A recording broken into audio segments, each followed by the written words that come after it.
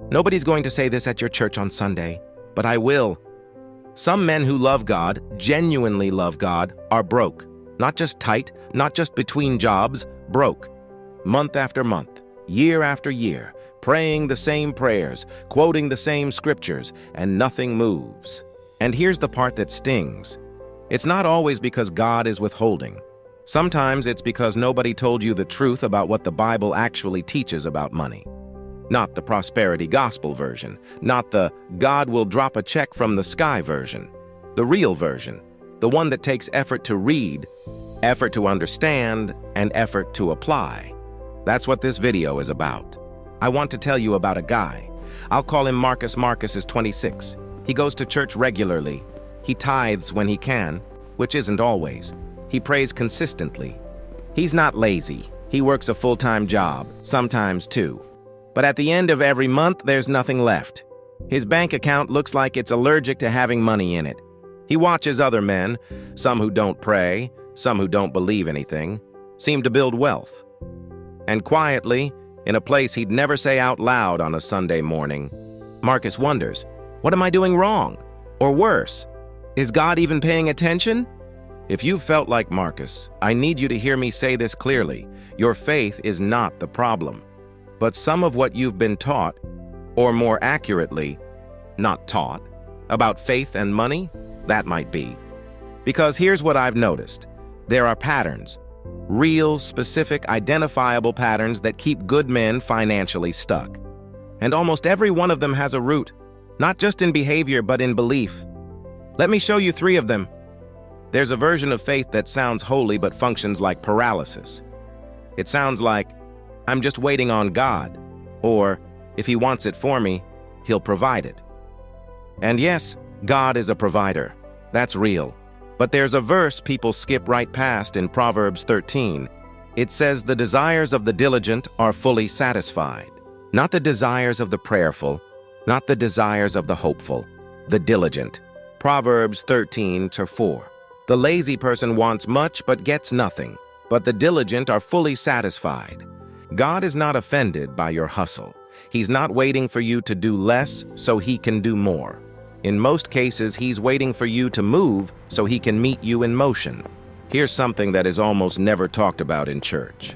Financial ignorance is not humility. It just feels like it is. A lot of men have been raised, sometimes explicitly taught, that talking about money is worldly, that studying, investing, budgeting, interest rates, or wealth building is somehow less spiritual than studying the Word. But look at what Proverbs 24 actually says. By wisdom a house is built, and by understanding it is established.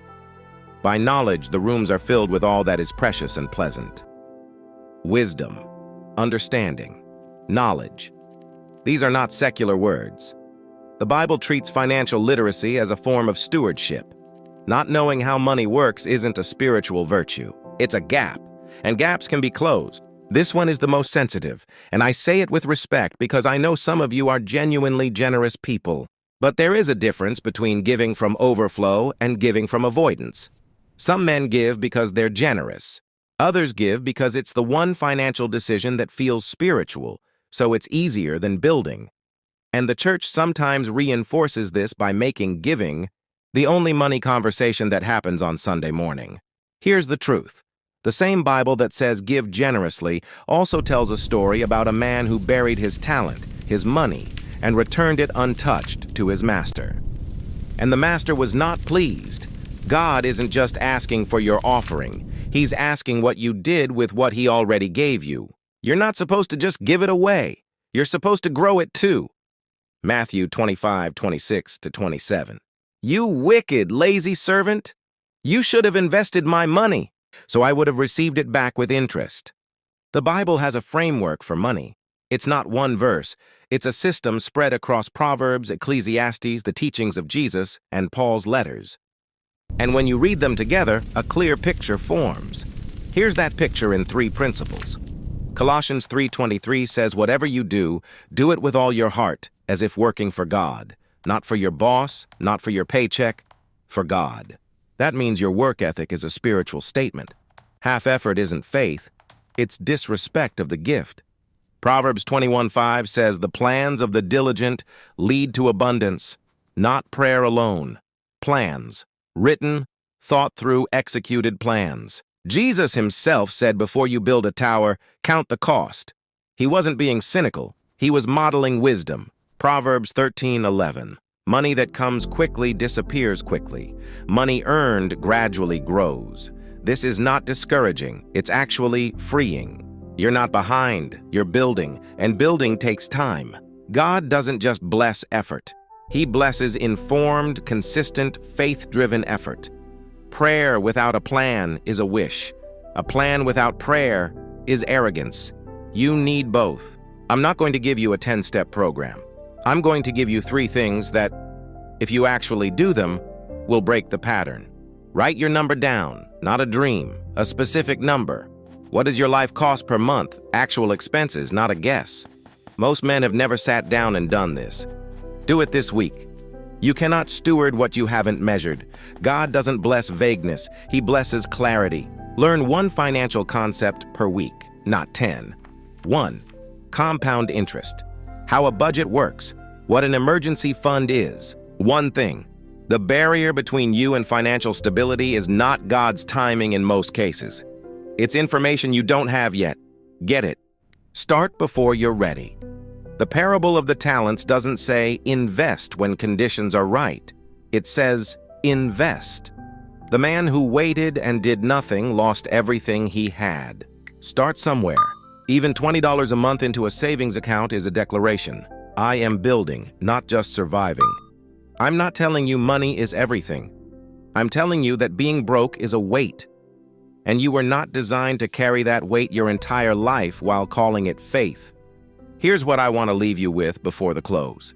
There's a conversation some of you need to have, not with a pastor, not with a mentor, not even with a financial advisor. With God. Honest, not polished, not Sunday morning language. The kind of prayer that sounds like, I don't understand why this isn't moving. I've been faithful. I've given. I've prayed. I'm tired. And I need you to show me, not just comfort me, but show me what I'm missing. That kind of prayer changes something. Not because God was waiting for the magic words, but because honesty before God opens you up to hearing truth. Even truth you didn't want to accept. Truth like, I've been passive. I've been afraid. I've been waiting for permission to pursue what I already have the ability to build. God doesn't want you to be broke. But he also doesn't override the laws he built into his creation. Sow and you reap. Rest without work and you go hungry. These aren't punishments, they're physics, the spiritual kind. Thessalonians 3:10. Even while we were with you, we gave you this rule, whoever does not work should not eat. That verse is in the New Testament, written by Paul, one of the most spiritual men who ever lived, and he said, work. Not because work saves you, but because provision follows effort. That's how God designed the world to function. Let me recap what we covered. Not as a list, but as a truth you can carry. Being broke is not a sign of deep faith. It might be a sign of missing information. Passive habits or beliefs that were quietly taught to you by a culture that confused suffering with holiness. The Bible does not glorify poverty. It glorifies faithfulness. And faithfulness with money means learning, planning, working, saving, giving, and growing. All of those words together, not just one. Marcus, and maybe you, wasn't cursed. He just needed a different conversation. The kind that takes faith seriously and takes responsibility seriously at the same time. You're allowed to want more for your life. You're allowed to build. You're allowed to prosper, not at the expense of your integrity and not by abandoning God, but alongside him as a man who takes the gifts he's been given and multiplies them. That's not worldliness. That's the assignment. Before you close this video, sit with this for a moment. If God asked you right now, what have you done with what I gave you? What would your honest answer be? Not your prayer life, not your church attendance, specifically with your time, your skills, and your money. Write down your monthly number. Every dollar in, every dollar out. That's step 1. That's your altar moment, where faith meets the real world.